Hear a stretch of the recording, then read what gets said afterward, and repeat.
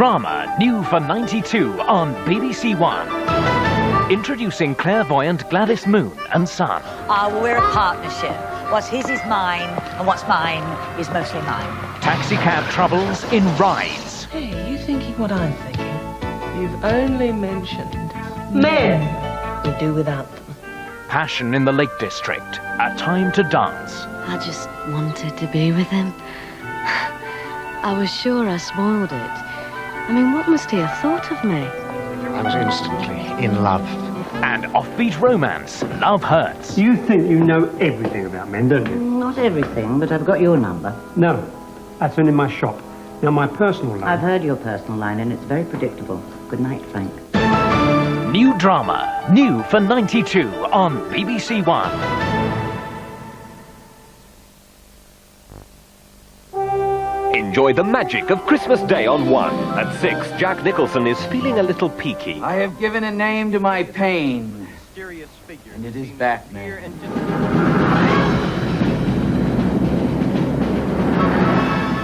The caped crusader of Gotham City makes the Joker's life a misery.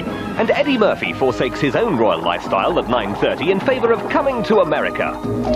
In search of a bride. I am a man who has never tied his own shoes before. Wrong. You are a prince who has never tied his shoes. Believe me, I tied my own shoes once. It is an overrated experience. Jokers all the way, Christmas Day on BBC One.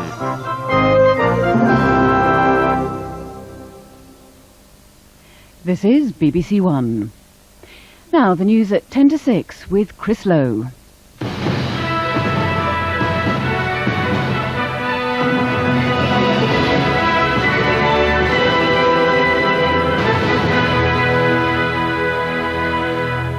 Within the last hour, President Gorbachev has resigned. Boris Yeltsin is now in full control. The last president of the Soviet Union went on television to tell his people he had no regrets, never any regrets, about the policies he pursued. At that moment, Mr. Yeltsin took charge of the Soviet nuclear arsenal. Good evening. Mikhail Gorbachev has stepped down as president of the Soviet Union. Announcing his resignation live on television in the last hour, Mr. Gorbachev spoke of the dangers in the transition to a new Commonwealth. He was going with concern, but with hope and no regrets. He'd already told President Bush he's handed over control of the Soviet nuclear arsenal to the Russian President Boris Yeltsin. From Moscow, Ben Brown. Gorbachev went on television less than an hour ago to confirm that his presidency is over, that after almost 7 years in which he's changed the world, he has now resigned. Due to the situation which has evolved as a result of the formation of the Commonwealth of Independent States, I hereby discontinue my activities at the post of President of the USSR. He said he couldn't accept what he called the dismemberment of his country, but then he listed some of his many achievements since coming to power in 1985. The totalitarian system has been eliminated, which prevented this country from becoming a prosperous and well-to-do country a long time ago. A breakthrough has been effected on the road of democratic change. Free elections have become a reality.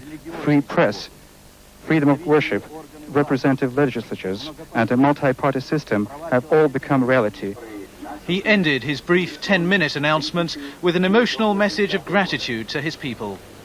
I'd like, from the bottom of my heart, to thank everyone who has stood by me throughout these years, working for the righteous and good cause.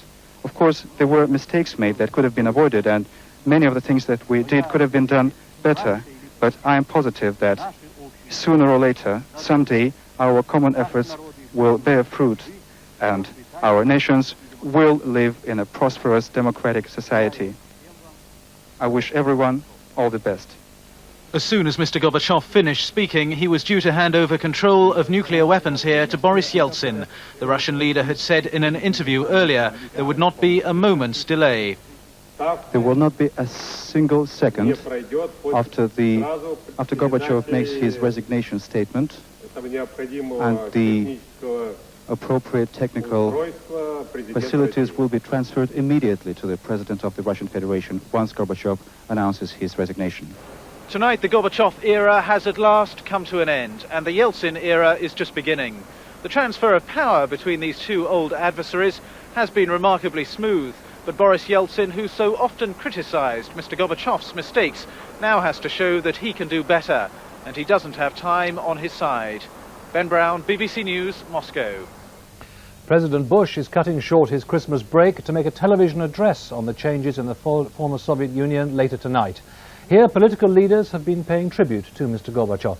The Prime Minister said there could still be a role for him on the international stage. The Prime Minister heard his wife Norma read the lesson at a country church near Chequers this morning. Afterwards, Mr. Major expressed confidence in the nuclear security of the new Russia, and he spoke of his long telephone talk with the outgoing Soviet leader. What was his tone during that conversation? He was very quiet, very restrained, very concerned about the future of his country. There was no bitterness, no difficulty, no recriminations. He was looking forward and not back in the way he has in recent years. It's a conversation I shall remember with great pleasure. Was there a sense of regret? Of course, there's work still to be done. And who is to say in one form or another that Mikhail Gorbachev won't do some of it? I, for one, wouldn't say that. The Prime Minister said Mr. Gorbachev's legacy would be democracy for his country and a safer world. The other party leaders paid warm but qualified tributes. He was a man of enormous courage, of very, very high intelligence, and insights which were quite astonishing. Really what let him down is the fact that he was trying to use the system to change the system. I think he'll be seen as an extraordinary phenomenon with terrific courage and immense willpower and a good deal of political skill as well. And in the end, a leader has to lead his country to a safe position. Mr. Gorbachev leaves it behind in an entirely perilous one. While another ex-leader saw a future for colleagues in a similar position. I would be delighted if we could get together, simply delighted. I think together we could probably do more things than we could separately. And don't forget someone else who will be very anxious to help and very sad to see Mr. Gorbachev cease to be president, and that's Ron Reagan.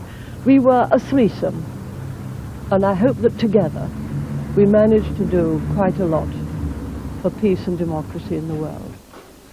Clearly, in her view at least, Mikhail Gorbachev still has business to do. In her Christmas message, the Queen has spoken of the bewildering speed of change over the past year in the former Eastern Bloc countries. She hoped the West would be able to help those now coming to terms with democracy, which she said depended on the willingness of ordinary people to play a part in the life of their community. The peoples of the former Soviet Union and Eastern Europe have broken the mold of autocracy. I hope that we will be able to help them as they learn that the democracy which has replaced it depends not on political structures, but on the goodwill and the sense of responsibility of each and every citizen. The Archbishop of Canterbury celebrated the release of Terry Waite in his Christmas sermon and remembered all those still held unjustly. His ministry was one of action in the world, but rooted in his deep faith, which sustained him at the darkest moments. In Rome, the Pope called for an end to the fighting in Yugoslavia before delivering his Christmas message in 54 languages. May the joy of Christmas, the peace which the birth of the Savior brings into the world, be in your hearts forever. Finally, Santa Claus has returned to one country where he'd been banned for nearly half a century, Albania. With the end of hardline communism there, children can again experience the magic of Christmas. In the shadow of Albania's snow-capped mountains, the arrival of a VIP no child here had ever expected to set eyes on.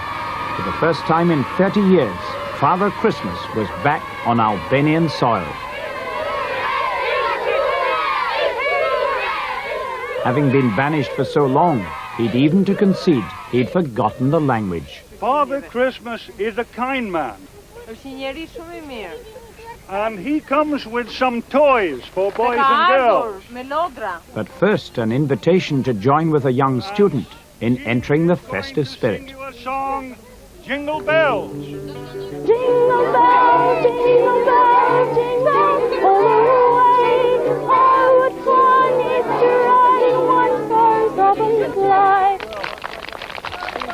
When Santa got down to the real business, he was all but overwhelmed. At one point, his pilot, fearing for the good man's safety, felt obliged to step in.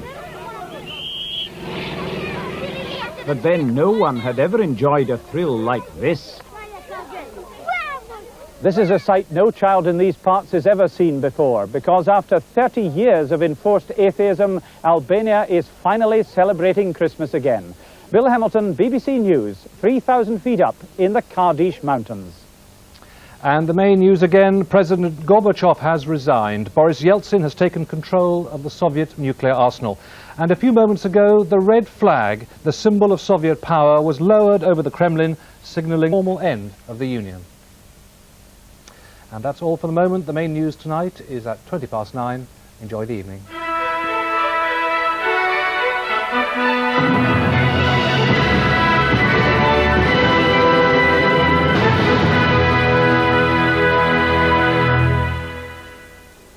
A very good evening. Hope you're having a very pleasant Christmas. High pressure's dominated down to the south, so a lot of fine weather there.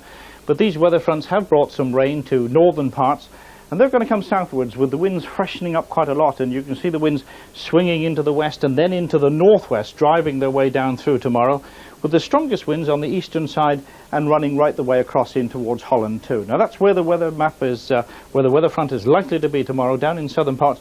That'll be pushing its way away too.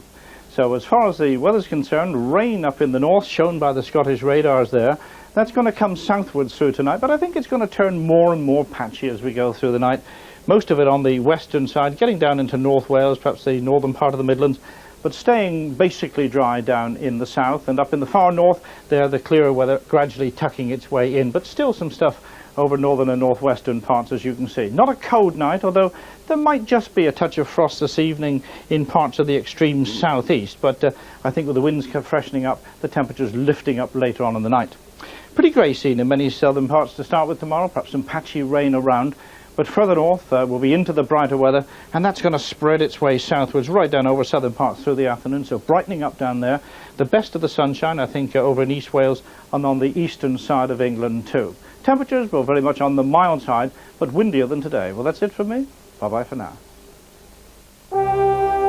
Enjoy the magic of Christmas on BBC One as Prince Eddie Murphy is searching for a bride. I want a woman that's going to arouse my intellect as well as my loins. Where will you find such a woman? In America. I hope you don't mind me coming over and sitting down. But I've been watching you all evening, and I want to tear you apart. And your friend, too. Eddie Murphy is coming to America tonight at 9:30 on BBC One.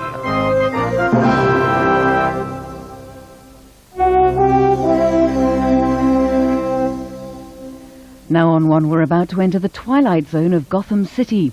We present the first network television appearance of Jack Nicholson as the Joker and Michael Keaton as Batman.